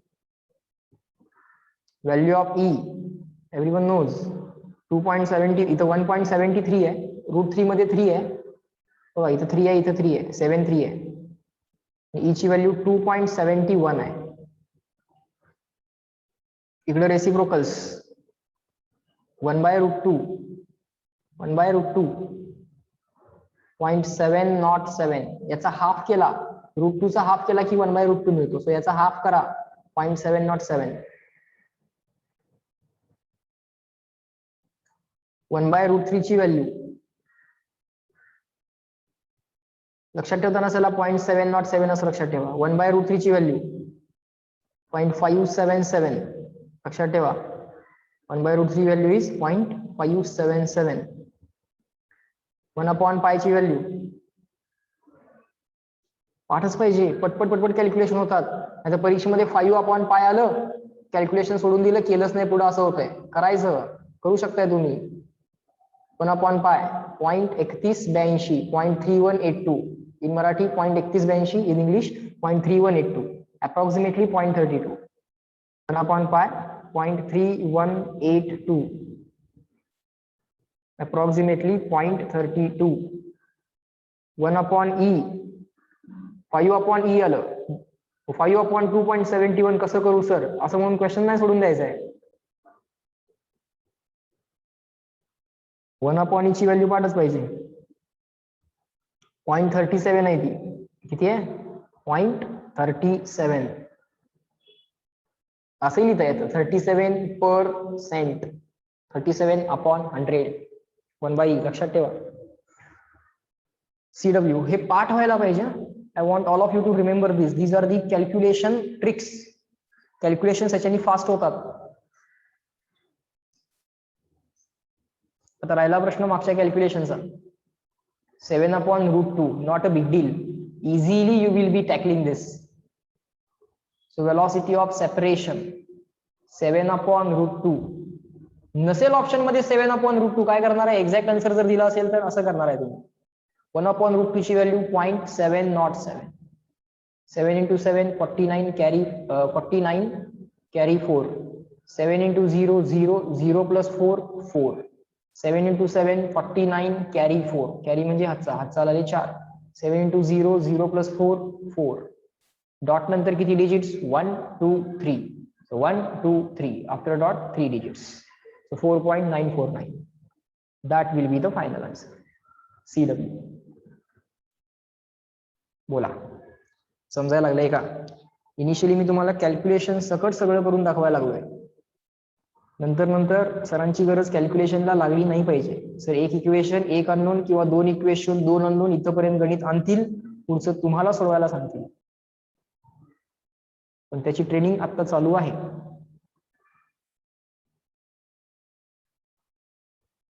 Next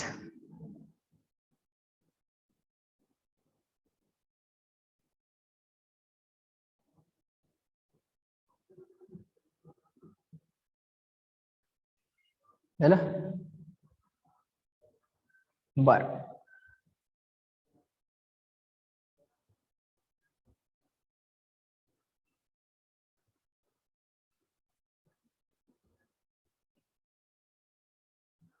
next पॉइंटला वळून या condition for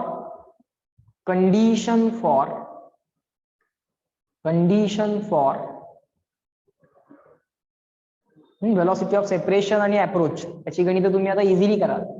condition for collision of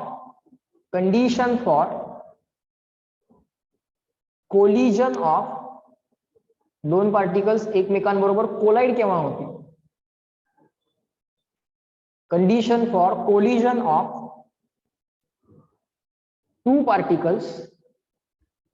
two particles moving with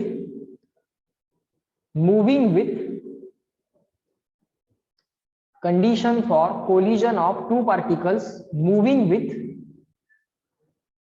uniform velocity किंवा uniform speed नाही बदलला पाहिजे, of course velocity नाही बदलली पाहिजे, म्हणजे वेलॉसिटीचा मॅग्निट्यूड आणि वेलॉसिटीचा direction both shall not change. Condition for collision of two particles moving with uniform velocity. Uniform वेलॉसिटीनं मूव्ह होणाऱ्या दोन पार्टिकल्सना कोलाइड व्हायचं तर केव्हा होऊ शकतात? Let's see. Let's say this is the particle A and this is the particle B. बर, पार्टिकल ए झाला, पार्टिकल बी झाला. आता वेलॉसिटी ऑफ सेपरेशन किंवा अप्रोच विचारलंय का आम्ही तुम्हाला? नाही. What we are asking is when these particles will collide, certainly after some time they must collide. त्यासाठी काय पाहिजे कंडिशन बाळा? समजून घ्या. Draw a line joining A and B. A आणि बी ला जोडणारी लाईन ड्रॉ करा. ठीक आहे सर. ए च्या वेलॉसिटीची डायरेक्शन बघा. ठीक आहे सर. बी च्या वेलॉसिटीची डायरेक्शन बघा. बर, ए असा चाललाय. बर, बी असा चाललाय. कोलाइड व्हायला पाहिजे ए आणि बी. म्हणजे काय व्हायला पाहिजे? म्हणजे असं व्हायला पाहिजे का? बघा बाळांनो, समजून घ्या. ए आणि बी कोलाइड व्हायला पाहिजे. बघा किती इंटरेस्टिंग केस आहे. फार इंटरेस्टिंग असतं फिजिक्स मध्ये, बऱ्याच इंटरेस्टिंग केसेस आहेत. सगळं डॉटेड ड्रॉ करूया. जे जे कन्स्ट्रक्शन आहे ना ते सगळं डॉटेड लाईन न दाखवू. इथे एक लाईन ड्रॉ करूया.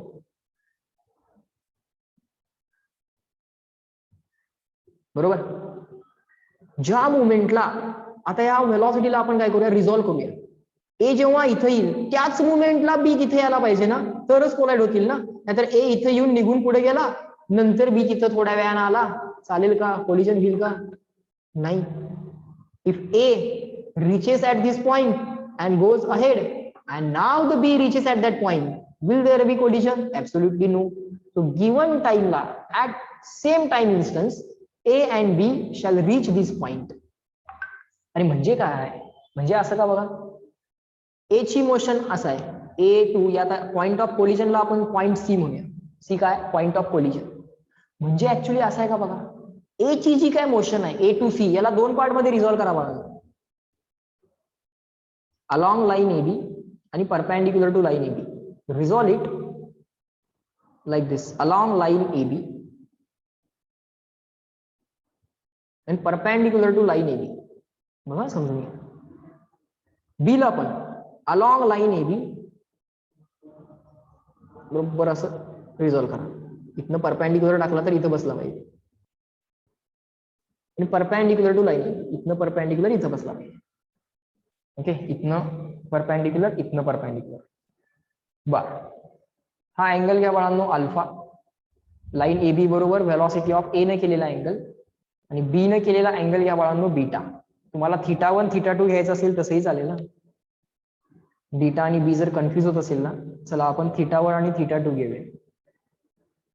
θ1 आणि θ2. मग काय बाबा कंडिशन आहे कोलिजनची? कोलिजनची कंडिशन बाळांनो अशी असली पाहिजे. बघा समजून घ्या. Relative velocity of A and B, final relative velocity of A and B should be equal to velocity of approach of A and B. बर, आता मी काय म्हंटल, विचार करूया परत त्याच्यावर. ए तर असा चाललाय, बी असा चाललाय. ए आणि बी न जर कोलाइड व्हायचं असेल ना, तर relative velocity of A with respect to B should be equal to velocity of approach of A and B. ए आणि बी ची जी काही व्हेलॉसिटी ऑफ अप्रोच आहे तीच तुमची फायनल रिलेटिव्ह व्हेलॉसिटी असली पाहिजे. बर, जरा विचार करावा लागतो. म्हणजे असा इन शॉर्ट, ए पण मोशन मध्ये आणि बी पण मोशन मध्ये. ए ला ऑलवेज असं वाटलं पाहिजे, always during entire motion during entire motion A ला काय वाटलं पाहिजे? बी माझ्याकडे येतोय. बी ला काय वाटलं पाहिजे? During entire motion, not only for this instance, या टाइम इन्स्टन्सला नाही, कायम ऍट ऑल इन्स्टन्स बी ला असं वाटलं पाहिजे की ए त्याच्याकडे येतोय. मला सांगा, तुम्हाला जर कायम असं वाटत असेल की ए तुमच्याकडे येतोय, तुम्ही समजा बी आहात, you are B, you are moving and your friend A is also moving and you are also moving. but relative velocity of your friend with respect to you is always such that you always observe your friend is coming towards you, then definitely after some time you two are going to collide. Yes, no, सांगा मला. जर तुम्हाला तुमचा मित्र कायमच, तो पण motion मध्ये आणि तुम्ही पण मोशन मध्ये, पण तुम्हाला तुमचा मित्र कायमच तुमच्याकडे येताना दिसतोय, always your friend's relative velocity with respect to you is always towards you, then definitely after some time you are going to collide. जी रिलेटिव्ह व्हेलॉसिटी कशी पाहिजे, टुवर्ड्स बी पाहिजे किंवा टुवर्ड्स ए पाहिजे. समजतंय का बघा, हे समजलंय का? यस नो मला रिप्लाय पाहिजे. I want the reply on this thought. If both A and B are always feeling that relative velocity of A and B is the velocity of approach, म्हणजे along line एबीच आहे, ती collide होणारच. कायम जर बीला असंच वाटत असेल ना की त्याच्याकडे यायला लागलाय, ऍट ऑल टाइम इन्स्टन्सेस कुठेतरी जाऊन ते एकमेकांना कोलाइड होणार आहे. विचार करा त्याच्यावर.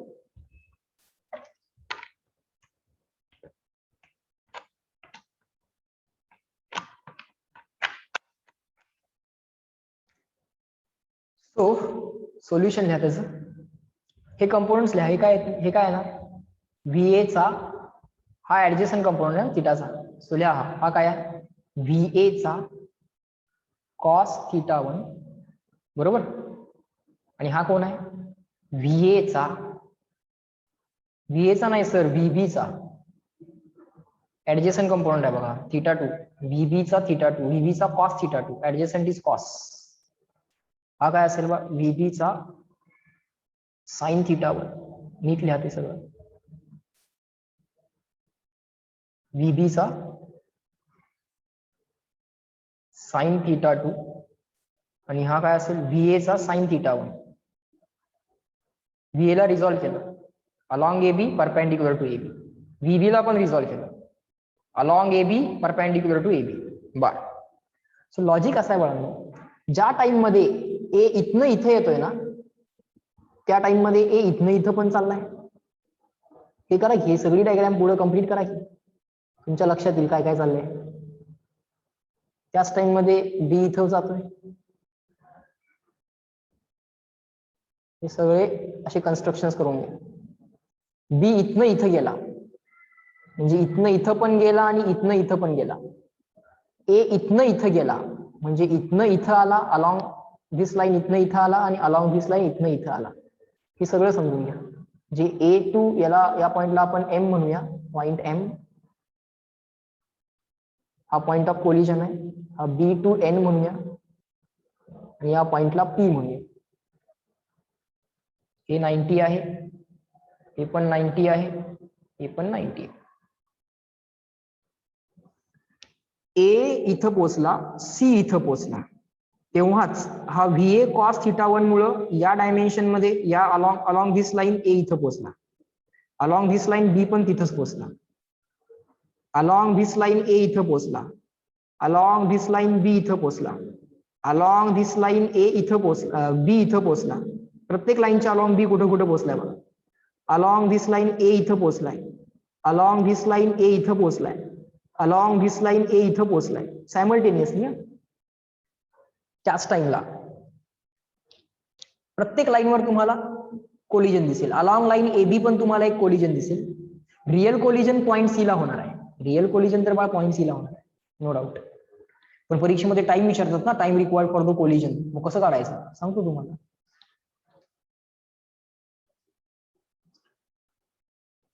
इथपर्यंत झालं का सांगा मला, कोण कोण कुठं कुठं पोहोचलंय.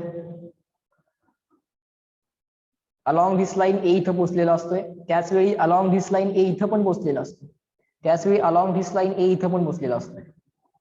Along this line B C ला पोहोचलाय, along this line B point P ला पोहोचलाय, along this line point B point N ला पोहोचलाय. Sir shall I say condition for collision is, पहिला स्टेटमेंट लिहूया, A and B will collide, A and B will collide if relative velocity of A with respect to B is equal to velocity of approach. velocity of approach काढायसाठी तुम्ही जे काय करायचं तेच करायचं, तीच तुमची रिलेटिव्ह वेलॉसिटी म्हणजे वेलॉसिटी ऑफ अप्रोच पाहिजे. This will happen, this will, ही कंडिशन आहे, condition of collision of two bodies. B ला ऑलवेज असं वाटलं पाहिजे की ए इज अप्रोचिंग हिम. बी ला काय वाटलं पाहिजे, always for all time instances B ला असंच वाटलं पाहिजे ए त्याच्याकडे येतो. म्हणून तर वेलॉसिटी ऑफ, म्हणून तर relative velocity of A with respect to B, A and B will collide if relative velocity of A with respect to B is equal to velocity of approach. This will happen if, हे केव्हा होईल बाळ? मी आता जे बोलते ते तुम्हाला पटतंय का बघा. हे केव्हा होईल बाळ? जेव्हा A न एवढं डिस्टन्स कव्हर केलेलं असतंय अलॉंग धिस लाईन, तेवढंच डिस्टन्स अलॉंग त्याच लाईन, ही लाईन सेमच आहे ना अशी गेलेली, हे जेवढं डिस्टन्स कव्हर केलंय तेवढ्याच टाइम मध्ये बी न पण तेवढंच डिस्टन्स कव्हर केलं पाहिजे. म्हणजे distance covered by A along this line must be equal to distance covered by B along this line. हे ए न कव्हर केलेलं डिस्टन्स आणि हे बी न कव्हर केलेलं डिस्टन्स जर इक्वल असेल ना, तर आता राहिला प्रश्न असा, हे कव्हर केलेलं डिस्टन्स ए न आणि हे केलेलं बी न हे इक्वल असू देत नाही तर नसू देत, ए आणि बी तर कोलाइड होणारच. बोला येस नो. हे इक्वल पाहिजेत कंपल्सरी, हे डिस्टन्सेस इक्वल पाहिजेत. कारण हे इक्वल असतील ना, मग हे इक्वल डिस्टन्सेस नसले तरी तुम्ही कोलाइड होणार आहातच. You are certainly going to collide. बोला येस नो. पटलंय का? Are you agree or disagree? I want the comment. Distance AM must be equal to distance BN. हे डिस्टन्सची कंडिशन जर बाळांनो सॅटिस्फाय केली ना, along this line certainly there is collision on P. P line, P या AB line वरती collision होणार. AB line वरती collision झालं म्हणजे रिअल वालं कोलिजन पण झालं. समजलं का बघा? पण रिअल कोलिजन व्हायची कंडिशन काय आहे बाळ? Distance AM equal to distance BN पाहिजे. गिवन टाइम मध्ये, सेम टाइम मध्ये, ज्या टाइम मध्ये AM डिस्टन्स कव्हर झाले सेम टाइम मध्ये BN डिस्टन्स कव्हर व्हायला पाहिजे. Only then you are going to collide, otherwise no. बोला yes no, agree disagree? I want reply.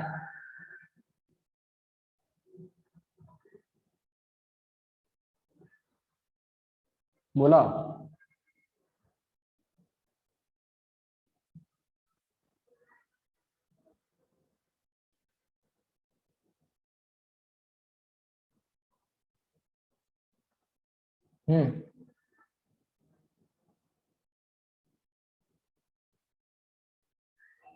Time same आहे, डिस्टन्स सेम आहे, स्पीड पण सेम असला पाहिजे.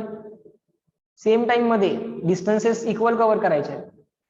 AM distance BN distance equal distance cover करायचा, equal time interval आहे, speed पण equal पाहिजे. Speed along AM must be equal to speed along BN. लिहा. देअरफॉर फायनल कंडिशन आली, AM चा स्पीड आणि BN चा स्पीड इक्वल पाहिजे, तरच इक्वल टाइम मध्ये इक्वल डिस्टन्स कव्हर होणार. VA चा साइन थिटा 1, VA चा साइन थिटा 1 ना, स्पीड अलॉंग AM स्पीड काय आहे? VA चा sine theta 1. Along BN speed काय आहे? VB चा साइन थिटा 2. हे जर इक्वल झालं ना बा, 100% these two people are going to collide. हे परपेंडिक्युलर कंपोनंट जे आहेत ना, VA चा परपेंडिक्युलर कंपोनंट AB लाईनला, VA ला आपण कसं रिझॉल्व्ह केलंय? We have resolve this VA parallel and perpendicular. We have resolve this VB parallel component and perpendicular component. असं म्हणा ना मग. सर AB लाईनला perpendicular components of velocity equal पाहिजे, ही दोन लोक इक्वल पाहिजे. That's the condition of collision. बोला येस नो. संपला point. That is our condition of collision.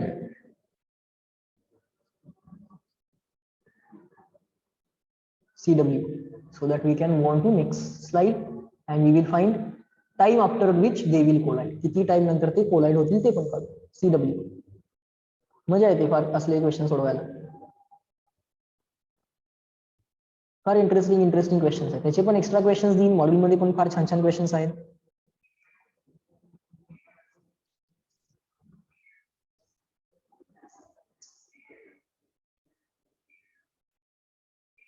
Note केलं जाते कोण कोण होमवर्क सबमिट केलाय, कोण कोण नाही. So that is a mandatory task. Module homeworks are mandatory tasks. Reading the notes is mandatory. Making list of formulae mandatory. Solving all module exercises mandatory. जे काय होमवर्क म्हणून एक्सरसाइज करायला सांगितले जातात ते सगळं मॅन्डेटरी आहे. अभ्यास करावा लागेल. लेक्चर झाले की नुसतं बसायचं नाही, अभ्यास करत बसायचं. पुढं झालं. जेव्हा समजत नाही तेव्हाच विचारून परत एकदा क्लिअर करून घ्या. पुढे लिहा. Time required for collision. Time required for collision. किती वेळ लागेल टाइम रिक्वायर्ड फॉर कोलिजन? लिहा. Time equal to distance upon speed. किती डिस्टन्स कव्हर करायचं आणि किती स्पीड न कव्हर करायचं बघूया. असं म्हणूया अलॉंग लाईन AB कोलिजन झालं तर रियालिटीमध्ये A पॉइंट C ला पोहोचलेला असतोय. अलॉंग लाईन जेव्हा AP ला पोहोचलाय, अलॉंग लाईन AB जेव्हा AP ला पोहोचलाय, at the same moment B should reach the point P. Yes sir, it means in reality A will reach point C, B will reach point C, and there they will collide. Yes. So असं म्हणूया का बाळ, forget about AC motion, forget about BC motion, focus on AP and BP motion. AP and BP motion. ठीक आहे. किती distance cover करायचं? Let us take this distance between A and B as small d. A आणि B मधलं किती distance घेऊया? Small d घेऊया. Draw करायला जागा नाही.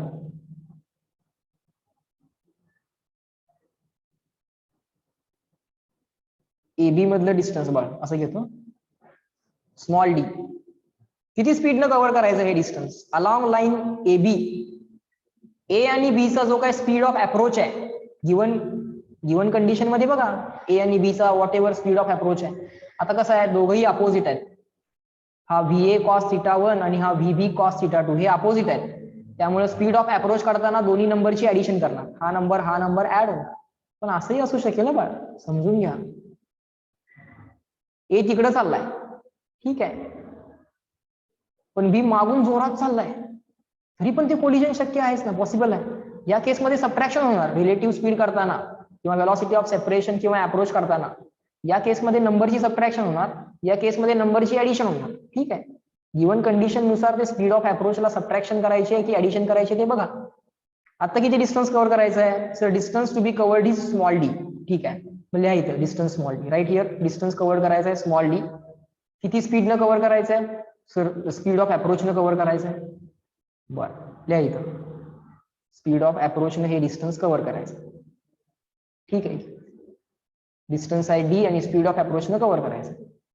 डिस्टन्स आहे d आणि स्पीड ऑफ अप्रोच न कव्हर करायचं. आता VA cos θ1 आणि VB cos θ2 या दोन व्हेलॉसिटीज एकमेकांना अपोजिट आहेत. आता अपोजिट आहेत तर हे नंबर्स ऍड होतील. हे दोन नंबर्स काय होतील? स्पीड ऑफ अप्रोच काढताना ऍड होणार.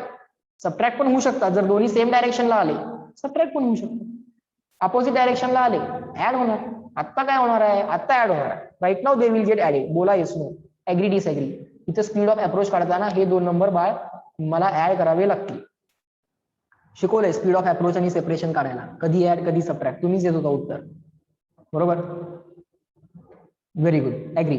सो हे एकमेकांना अपोजिट आहेत. So this VA cos θ1 and VB cos θ2 are opposite to each other. So sir those numbers are to be added.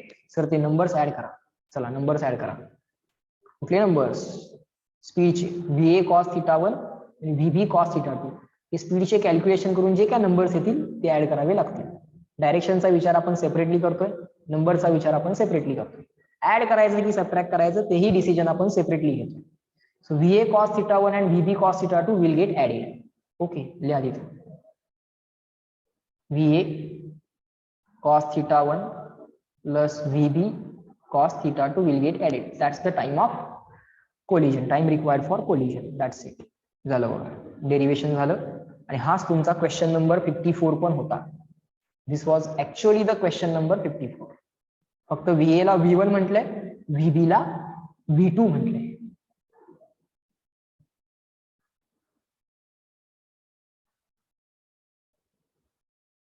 हाच तुमचा क्वेश्चन नंबर 54 पण आहे. ओके,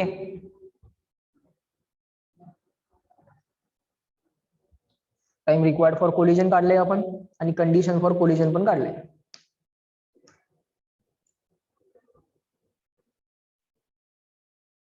झालं का बघा. Collision of condition of collision काय आली, कंडिशन ऑफ कोलिजन काय आली, हे जे काय AB ला परपेंडिक्युलर कंपोनेंट्स ऑफ वेलॉसिटीज आहेत, VA sin थीटा 1 आणि VB sin theta 2, they must be equal. हे दोन्ही कंपोनेंट मस्ट बी इक्वल असले पाहिजे. VA sin थीटा 1 आणि VB sin theta 2. If the perpendicular components to line AB ला जे काय परपेंडिक्युलर कंपोनेंट्स आहेत ते इक्वल इन मॅग्निट्यूड पाहिजे वेलॉसिटीचे, मग काय हे दोन लोक तुम्हाला कोलाइड करायला सफिशियंट आहे. VA cos थीटा 1 आणि VB cos theta 2. They will make the two objects collide. Definitely they will make the objects collide. झालं का बघा, कंडिशन ऑफ कोलिजन तर आली. संपलं इथं, इथपर्यंत लक्षात आलं. and the same thing was actually the question number 54 also. हाच तुमचा क्वेश्चन नंबर 54 पण आहे. फक्त VA ला V1 म्हटले, VB ला V2 म्हटले. ओके, बर. एक लास्ट पॉइंट आहे, मी त्याची थेअरी सांगेन, त्याच्यावरचा क्वेश्चन आपण बाळांनो नेक्स्ट लेक्चरला सॉल्व्ह करणार. पण एक लास्ट पॉइंट आहे आता रिलेटिव्ह व्हेलॉसिटी मधला, एक लास्ट पॉइंट फक्त आपला बाळांनो शिल्लक राहिलाय, त्यानंतर प्रोजेक्टाईल मोशन. त्यामुळे लास्ट पॉइंट आहे तेवढं थेरॉटिकल जो आहे तुम्ही आता मी तुम्हाला सांगणार आहे, लिहून घ्या. Write down.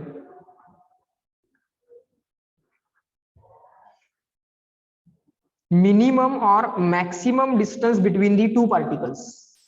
जसं कंडिशन फॉर कोलिजन होती ना, तसं मिनिमम, आता कोलाइड होणार नाही आहेत ते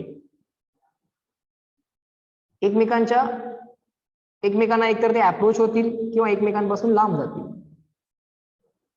मिनिमम और maximum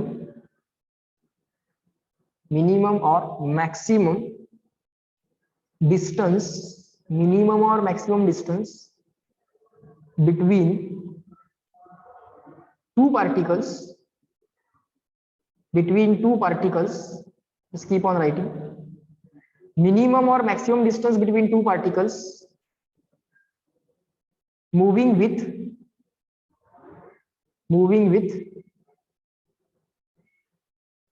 uniform speed or uniform velocity. Magnitude and direction of velocity बदललं नाही पाहिजे.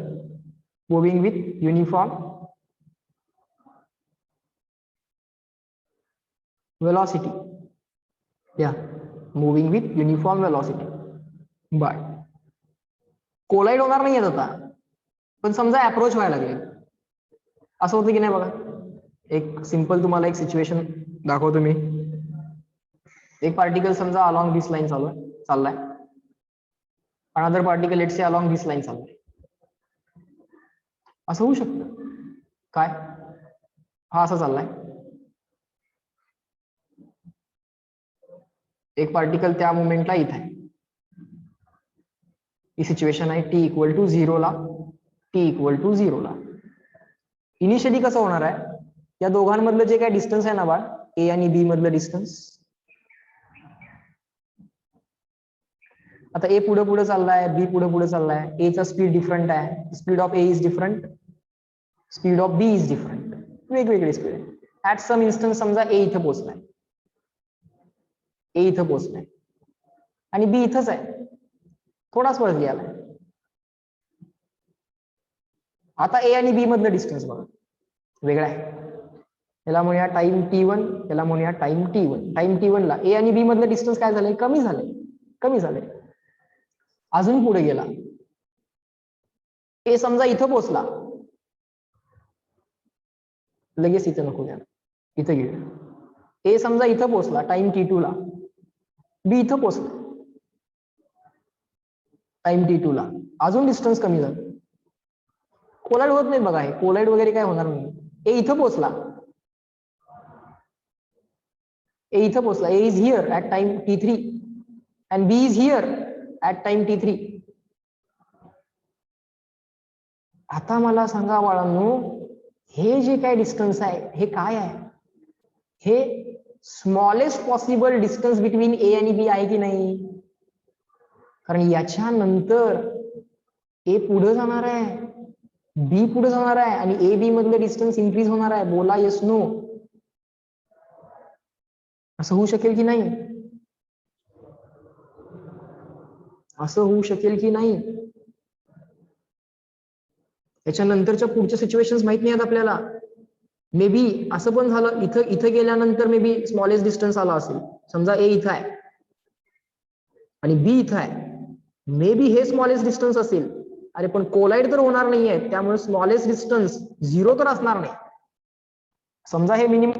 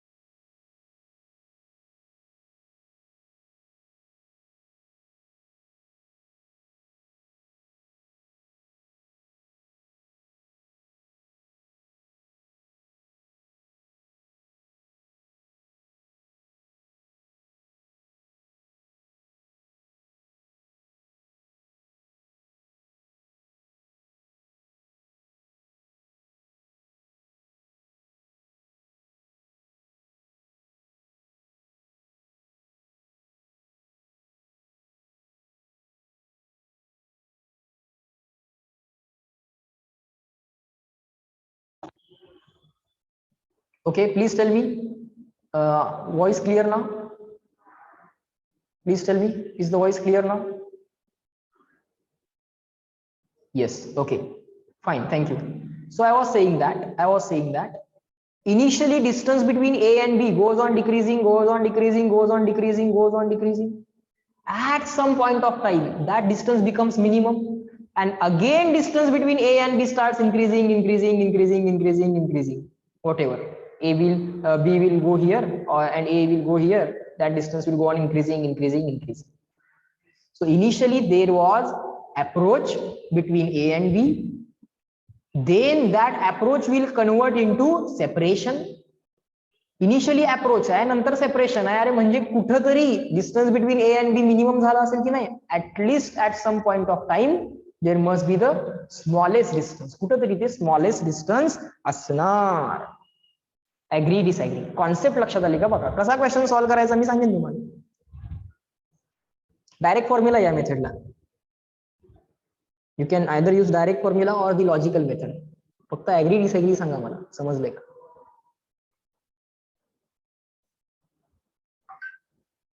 सो लिहा इथं एक note. The time at which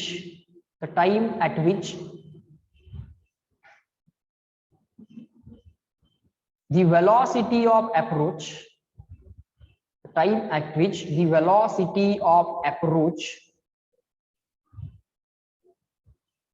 changes to, initially approach चालू आहे ना, changes to velocity of separation.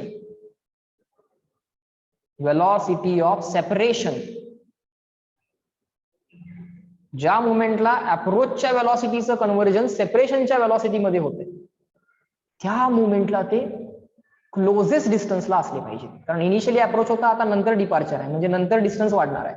आधी डिस्टन्स कमी होत होतं, म्हणजे इनिशियली अप्रोच चालू होता आणि फायनली डिपार्चर चालू आहे किंवा सेपरेशन चालू आहे. So the time at which the velocity of approach changes to velocity of separation, we get the minimum distance, समजून घ्या, we get the minimum distance between the two particles. त्यावेळी आपल्याला दोन पार्टिकल्स मध्ये मिनिमम डिस्टन्स मिळतं. we get minimum distance between two particles. दोन particle मध्ये आपल्याला त्यावेळी मिनिमम डिस्टन्स मिळतं. Okay, is that clear? That's the logic. हे झालं लॉजिक.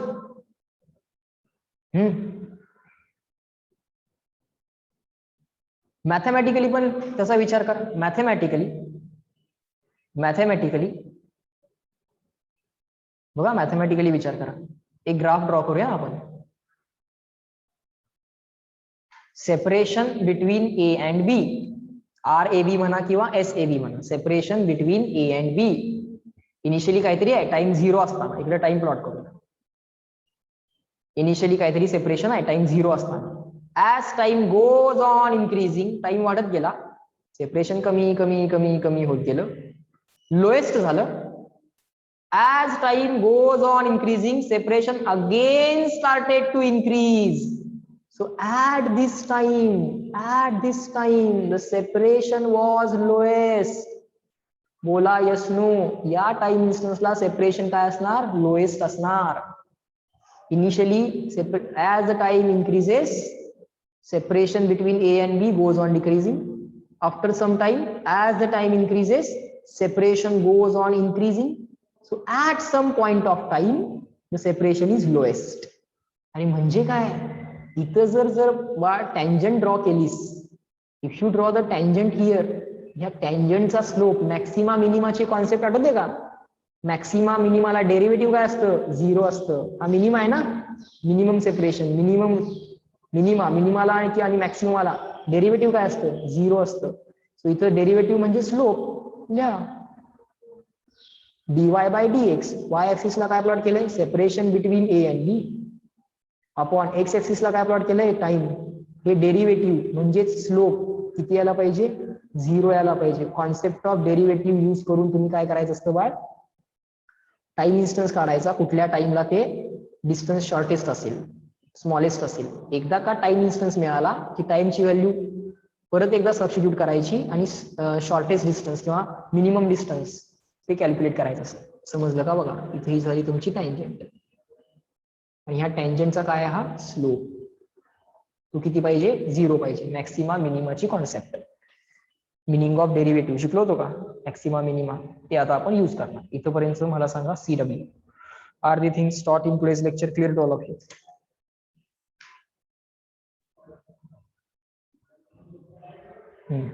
सगळं लिहून घ्या. क्लिअर आहे की नाही सांगा. परत व्हिडिओ बघायचा असेल बघा, आज वेळ आहे. मागच्या चॅप्टरचे क्वेश्चन्स सॉल्व्ह करायचे होते ते सॉल्व्ह करा. ऍडिशनल अजून काही होमवर्क देईनच मी या चॅप्टरचा पण सॉल्व्ह करताय तुम्ही क्वेश्चन्स. त्यावेळी जे काय होमवर्क दिले होते इथं आहे आपल्याकडे, होमवर्क ही स्लाइड आहे. एवढे सगळे क्वेश्चन्स ऑलरेडी या चॅप्टरचे देऊन झालेले आहेत. ते सगळे तुम्ही त्यावेळी करताय असं मी अज्युम करतोय, कारण चॅप्टर संपला की एका दिवसात मी ते सबमिट करायला सांगणार आहे. त्यावेळी जे जे क्वेश्चन्स मिळालेत सॉल्विंगला ते त्यावेळी सॉल्व्ह करायचे आहेत.